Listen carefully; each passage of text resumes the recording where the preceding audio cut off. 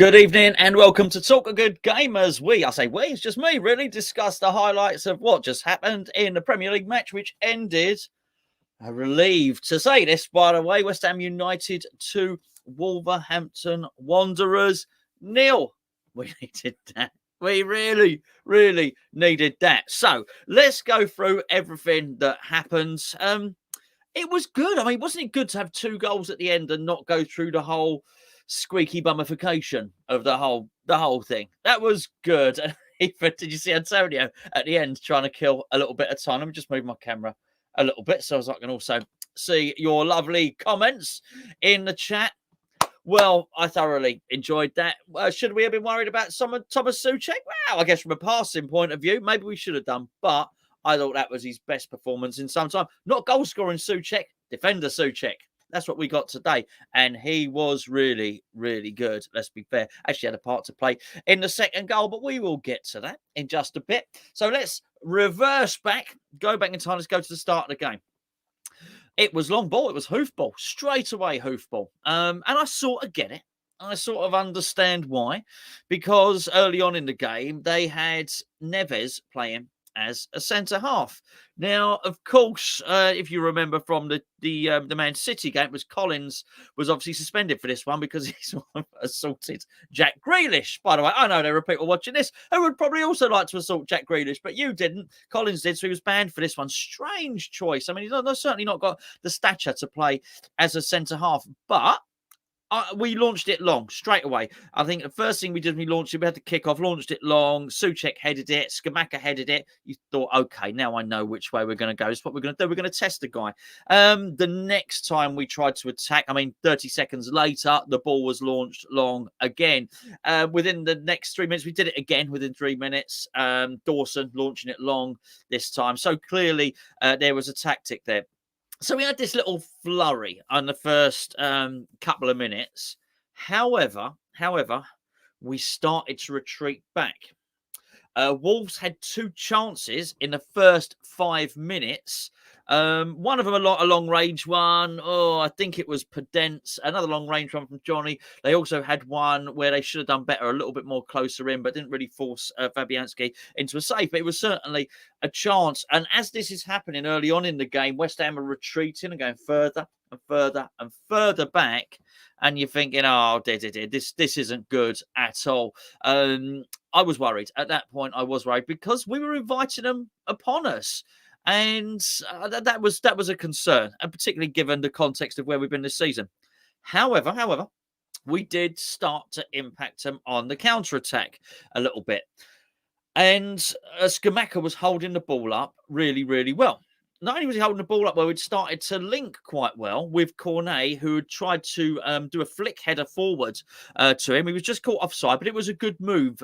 Cornet was a little bit closer to Scamacca than we've perhaps seen with our wide players closer to our forwards in previous games. And also Bowen was trying to link with Scamacca. That was really, really evident. And what actually happened was Bowen had a chance. He had a shot. Bowen cut in on his left foot. He had a shot. The Wolves goalkeeper sort of spilt it. I think as Scamacca's reactions have been a millisecond quicker, then he would have got basically a tap-in goal. It ended up sort of high and wide. But it was a sign of things to come, I think, particularly when given the role Bowen was going to play in the 2 goals that we did score. We didn't have to wait long for West Ham to score their first goal, and it was Gianluca Scamacca. He started off the move, actually. So he supplied Bowen. Bowen sort of drove in and he forced a block. He had the shot and he forced a block from Kilman. And then the ball sort of trickled out to the left-hand side of the 18-yard box, around that sort of area.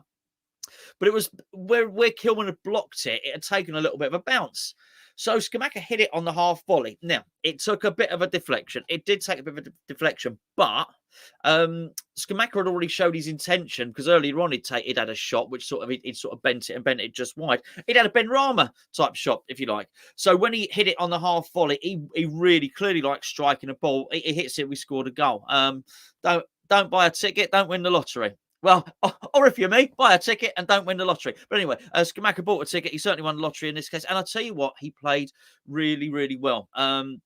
I thought he was dropping deep. He was linking play well. And once they'd had that little spark between the two of them, you could see that Bowen and Corner, that Bowen and Scamacca were trying to play off each other really, really well. So I thought that was a really nice part of it. And I think to an extent, Bowen was given a little bit more license to get forward, probably the same amount of license, but I think he was less worried about what was going on right back. And the reason he was less worried about what was going on right back was because you had Tilo Kehrer there, who's just so defensively good. But not only that, anytime he gets the opportunity to pass forward, he passes forward. So I thought there was a really good development of a partnership there. So I was actually starting to see little partnerships pop up all over the pitch. Cornet didn't last very long, though. Got an injury, went off for an injury, which was a real shame. And if I'm not going to be critical because we won the game, but if I'm honest, at the time I was disappointed to see Fornells come. And if I could pretend that I wanted Fornells to come, I didn't at the time. I was disappointed. I thought it was an opportunity for Ben Rama to come on because Ben Rama had been unlucky not to be selected to be in the team. Also, I thought Cornet, for the reasons that I've already described, was playing quite well. Also, Cornet got back to left back a couple of times to help out Cresswell. Actually, won a really nice tackle earlier on to thwart one of the Wolves' attacks. But Cornet was playing well. I thought so anyway. So he went off, and then Fornells came on. And I think the moment Fornells came on, up until a little bit later on, I thought we were down. We were less an attacker, basically. So he didn't get forward as much, although he tried. He did try and get forward to Fornells. He did work incredibly hard. But he wasn't sort of playing on the shoulder of the last defender like Cornet was. Cornet was sort of trying to flick things through, as I say, had a flick-on header for Scamacca, which I mentioned earlier.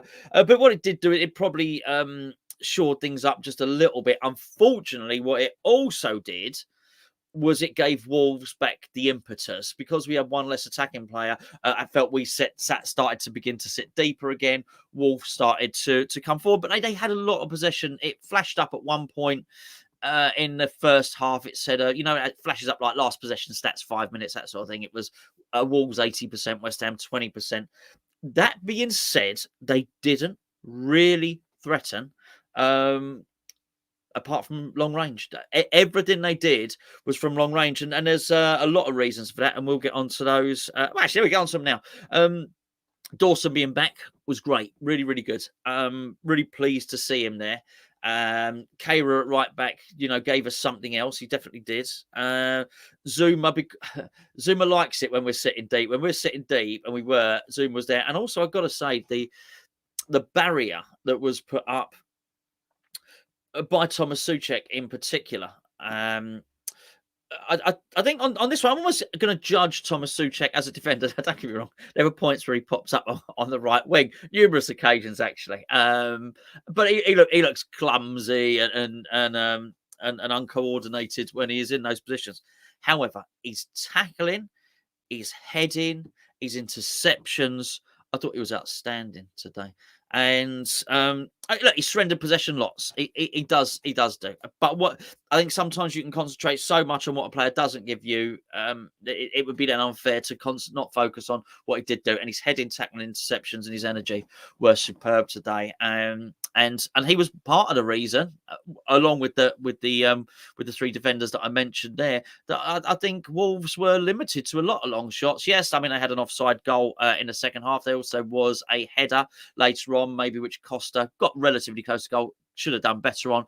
But there were some saves from Fabianski, but I think you'll find all the saves that you saw, there weren't any real big reaction saves from 5 yards out, 6 yards out. We restricted Wolves to long range efforts by and large. So at half time, it was, I'm going to say, a comfortable 1-0, because I don't think with West Ham at the moment, 1-0 is never comfortable. We needed a second goal. We got it. We got it relatively early on in the second half. Really, really good bit of play this. So Souček was one of his more advanced positions that he took up during the game in central midfield, and he sort of flicked the ball round the corner. He it was quite a bit of craft actually for Souček. Something you might have expected maybe someone like Paqueta to do, but it wasn't. It was Souček that did it. He sort of flicked it to his right for the on running or on rushing, should we call him? He's not Russian, he's German. Attilo Kehrer, and he ran straight onto the ball.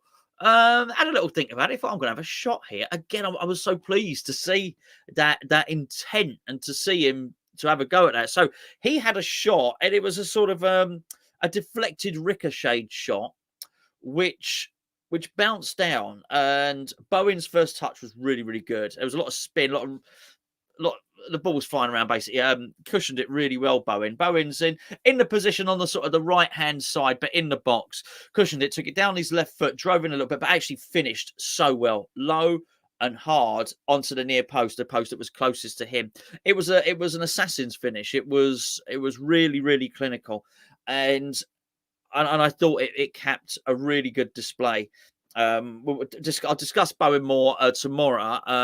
But suffice to say, and look, Gio's not here. I have to do it in the order. It's just me sat here on my own. We'll have to, I'll tell you now. Bowen, I thought Bowen was my man of the match today, so I'll give him that there. But he was heavily involved in both goals, and I thought he took that really well. That'll give him a ton of confidence now.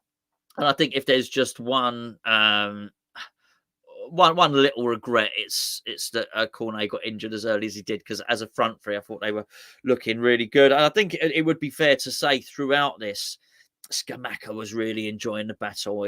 Every time he dropped deep, that target man play, he was holding it up. He's a bit of a warrior. There's no doubt about it. He's a bit of a warrior. He is. He clearly enjoys playing. I was a bit worried when Moyes held up the Moyes didn't hold it up. That was the fourth official when he held up his number to be substituted, maybe the 63rd, 64th minute, something like that. He got swapped over Antonio. I thought, I do wonder if Scamacca's going to be disappointed to be substituted. Actually, he wasn't. He wasn't, because I did think that I wanted to see more. I wanted to see a little bit more of Scamacca. I thought he was just doing so well, so effective. I thought he'd given him a real hard time. And not just Neves, by the way. I know at the start of the video I said Neves was playing at centre back. He wasn't just bullying Neves. I thought he was bullying a lot of them, actually. But actually, do you know what? The crowd were great. When the stadium announcer said the substitution was, they said the name Scamacca, everyone stood up. He got a standing ovation as he'd have to pitch Scamacca. I think that was probably quite important for him. To feel important, if you know what I mean, to feel the love, to feel the adulation of the crowd when the substitution was made. And you know what? It was absolutely fine. I was really pleased that he justified his starting place. That's his fourth goal for West Ham now. And Antonio was his replacement, as I mentioned. Antonio battled really hard. I'll be lying if I said he massively impacted the game. Not the way he ran down the right and sort of tries to cut in on his left to shoot with his left is quite predictable. He almost tries to do the same thing that Bowen does, but he's not as quick at it as Bowen. So the defenders read it and they block the shot. That happened twice. But actually, I thought he was straight up for the battle. Antonio was putting his body in the way, all shoulders and elbows and all that sort of thing. So I thought by and large, we did, he did relatively well, but I would have kept Scamacca on a bit longer, certainly myself. It wasn't like it was all West Ham at this point, by the way. I think it's fair to say. So Traore, who got injured? Neto got injured. I think I got that right. Neto got injured. There's a lot of knocks and cards and injuries in this game, actually.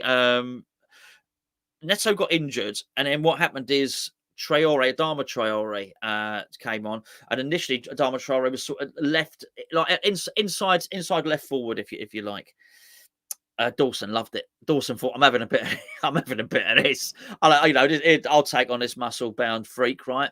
I don't need. Dawson probably didn't say that. That's what I was thinking. Dawson was thinking, and he loved it. Really clattered into him, Traore, to such an extent they moved Traore's position. So Traore got moved over to Cresswell's side, and at that point he was far more effective. I mean, you remember straight away after lockdown we played Wolves, and he got 2 assists for Jimenez. Might have been our first game back after lockdown. He tore Cresswell a new one, and he started to do it a little bit again. But up until that point, Cresswell had played really, really well, but at that point when Traore switched over to that side, he started to be a bit troubled. The reason I mentioned Traore is there was a point where there was coming together between Traore and Antonio. I thought, oh, this would be interesting. Two great lumps. So nothing really happened, but I just thought it was just an interesting thing to watch. Paqueta was substituted for Emerson. I'm going to say 72, 73 minutes, something like that. We're 2-0 up at this point. I do understand him doing it. Quiet. Paqueta's not. He's not up to the snap and the bite of the Premier League yet. I think I say that, but he does work hard. I'm not saying he's lazy. Far from it. He's not sharp. He's not sharp enough for the Premier League. I think in that player and in that instance, David Moyes has got it right. I think, but there's certainly plenty of others who are up for the Premier League. And I tell you what, you can put Cornet in there, you can put Kehrer in there, and you can certainly put Scamacca in there as well. Look, all in all, Wolves had lots of possession without having a massive amount of threat in that game. That is important. It was a 6-pointer. I'm not just saying it now. I was saying it before. It really was. I think Wolves are. I haven't checked the league. I think Wolves are probably now in the bottom three. We're above it. Been saying all week. You string a couple of results together, get 6 points. It moves you up the league incrementally, really quite nicely. We got Fulham next, who I know were a man down today. And got a bit of a tonking, didn't they? But I do think that's important. I think it's important for the team. I think it's important for the confidence of the team.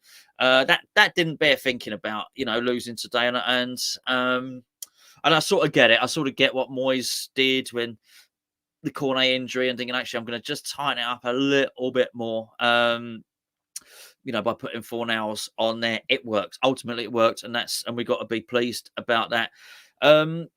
Be really interesting. Looking forward to the next few games. I mean, not just the European game, but we've got a really busy October, haven't we, coming up? And he's got some interesting things really to decide. He's going to want to. I think he's going to want to keep Dawson in defence. He's certainly going to want to keep Kehrer. Look, I think Kehra's in that team anyway. Right back is going to make things very, very interesting, particularly with Ben Johnson or John Stone, as he called him, coming back. He's got decisions. He's now got some of these new players that are putting pressure on the players that are in the team. Felt a little bit sorry for Ben Rama, if I'm honest. So sat on the bench. That he's. I really do hope in Europe he gets a start because he deserves it. He really does. Anyway, no negatives from today. Really pleased. Bowen back to form.